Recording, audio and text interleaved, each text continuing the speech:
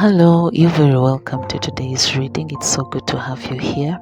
We are at Numbers chapter 22. Then the children of Israel moved and camped in the plains of Moab on the side of the Jordan across from Jericho.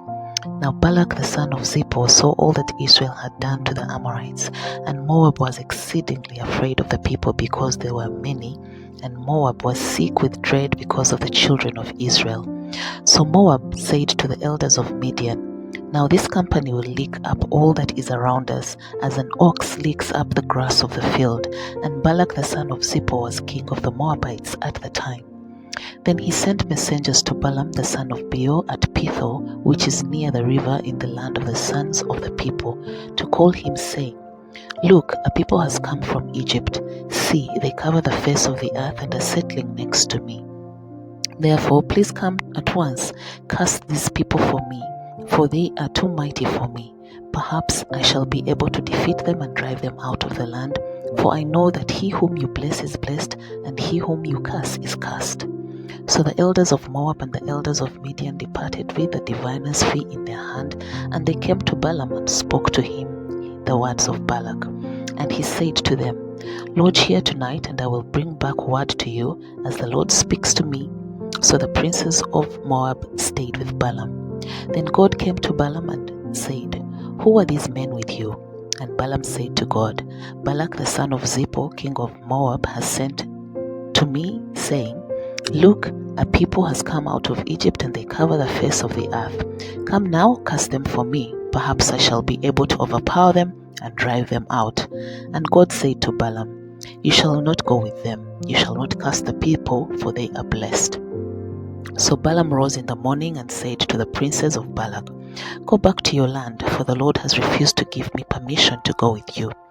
And the princes of Moab rose and went to Balak and said, "Balaam refuses to come with us." Then Balak again sent princes more numerous and more honorable than they. And they came to Balaam and said to him, "Thus says Balak the son of Zippor, please let nothing hinder you from coming to me, for I will certainly honor you greatly, and I will do whatever you say to me. Therefore please come, cast these people for me." Then Balaam answered and said to the servants of Balak, "Though Balak were to give me his house full of silver and gold, I could not go beyond the word of the Lord and my God to do less or more. Now therefore please, you also stay here tonight, that I may know what more the Lord will say to me." And God came to Balaam at night and said to him, "If the men come to call you, rise and go with them, but only the word which I speak to you, that you shall do." So Balaam rose in the morning, saddled his donkey, and went with his princes of Moab. Then God's anger was aroused because he went, and the angel of the Lord took his stand in the way as an adversary against him. And he was riding on his donkey, and his two servants were with him. Now the donkey saw the angel of the Lord standing in the way with his drawn sword in his hand, and the donkey turned aside out of the way and went into the field. So Balaam struck the donkey to turn her back on the road. Then the angel of the Lord stood in a narrow path between the vineyards, with a wall on this side and a wall on that side. And when the donkey saw the angel of the Lord, she pushed herself against the wall and crushed Balaam's foot against the wall. So he struck her again. Then the angel of the Lord went further and stood in a narrow place where there was no way to turn either to the right hand or to the left. And when the donkey saw the angel of the Lord, she lay down under Balaam. So Balaam's anger was aroused, and he struck the donkey with his staff.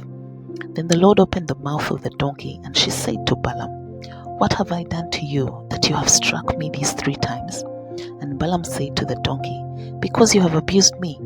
I wish there was a sword in my hand, for now I would kill you." So the donkey said to Balaam, "Am I not your donkey on which you have ridden ever since I became yours to this day? Was I ever disposed to do this to you?" And he said, "No." Then the Lord opened Balaam's eyes, and he saw the angel of the Lord standing in the way with his drawn sword in his hand. And he bowed his head and fell flat on his face.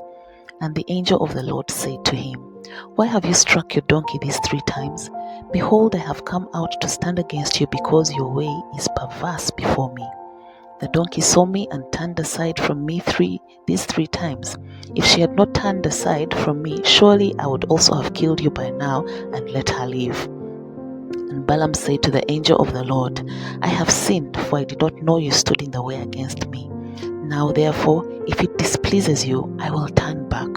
Then the angel of the Lord said to Balaam, Go with the men, but only the word that I speak to you, that you shall speak. So Balaam went with the princes of Balak.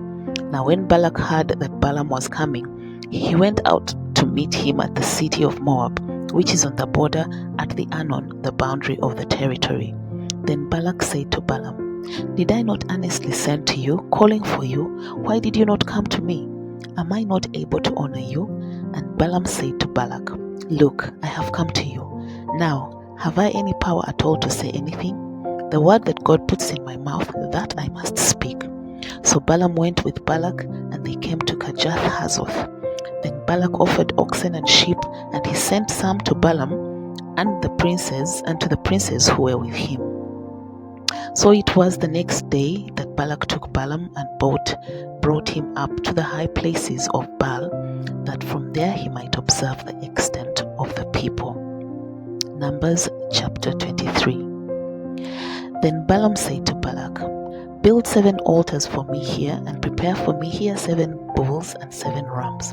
And Balak did just as Balaam had spoken, and Balak and Balaam offered a bull and a ram on each altar.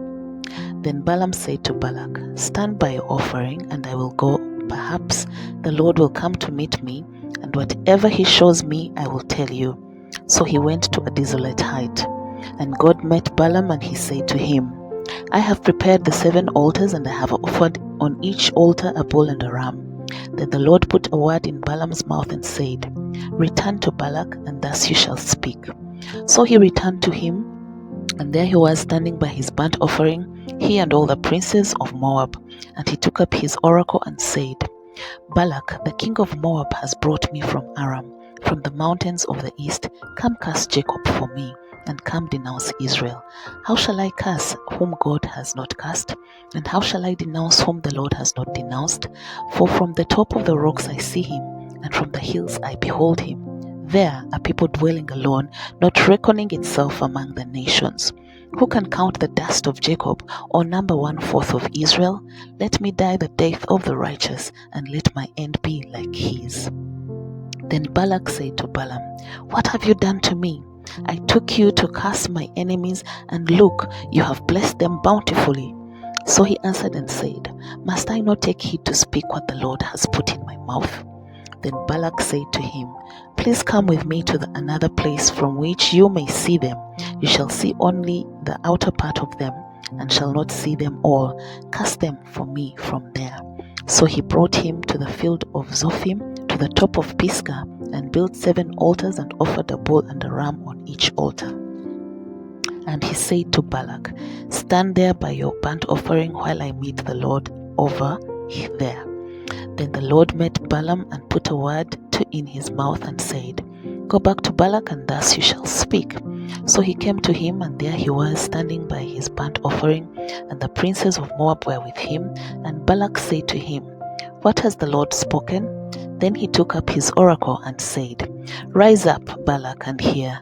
Listen to me, son of Zippor.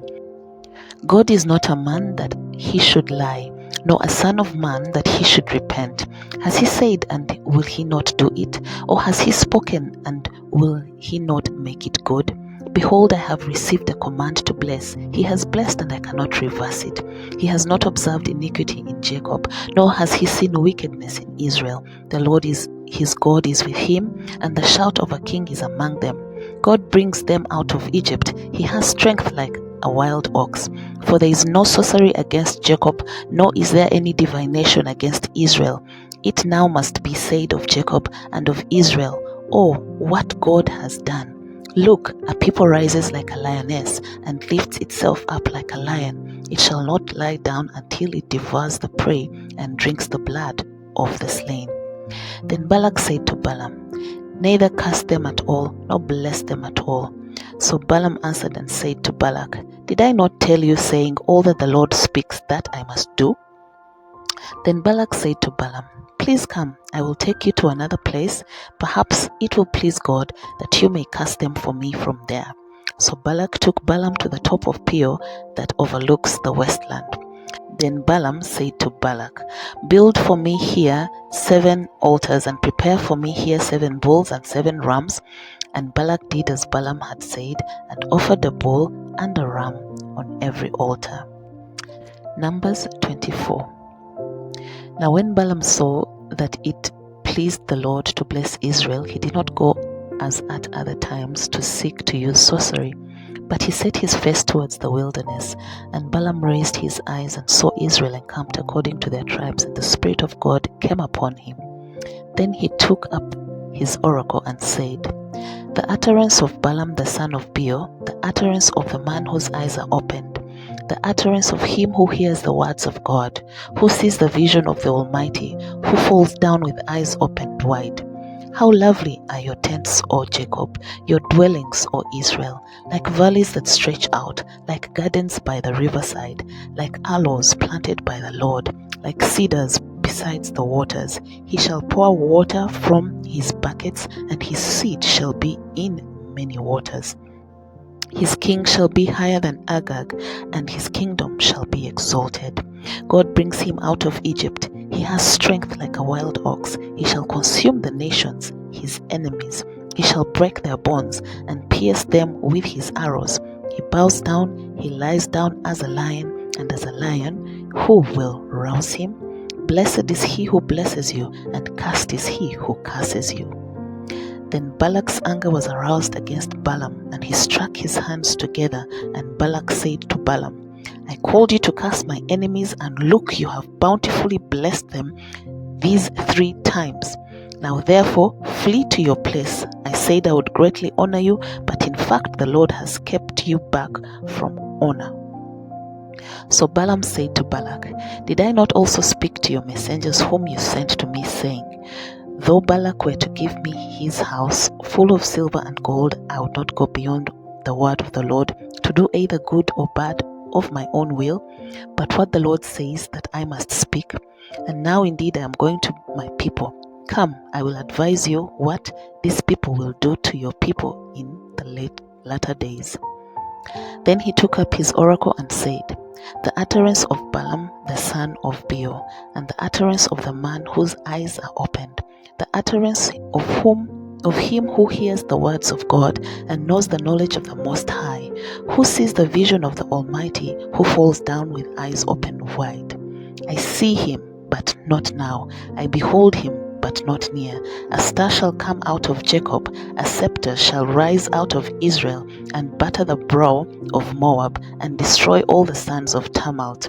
And Edom shall be a possession, Seir also, his enemies shall be a possession, while Israel does valiantly.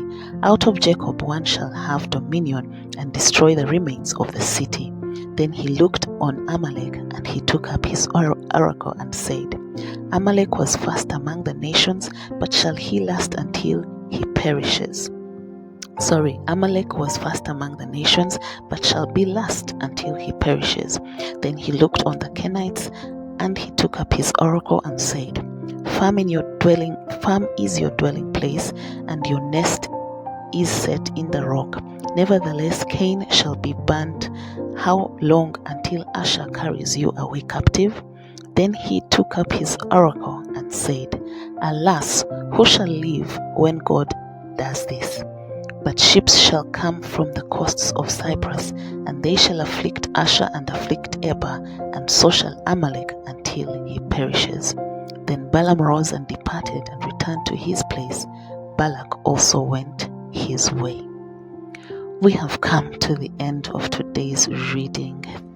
Thanks again for joining in. Be blessed. Until the next one, Shalom.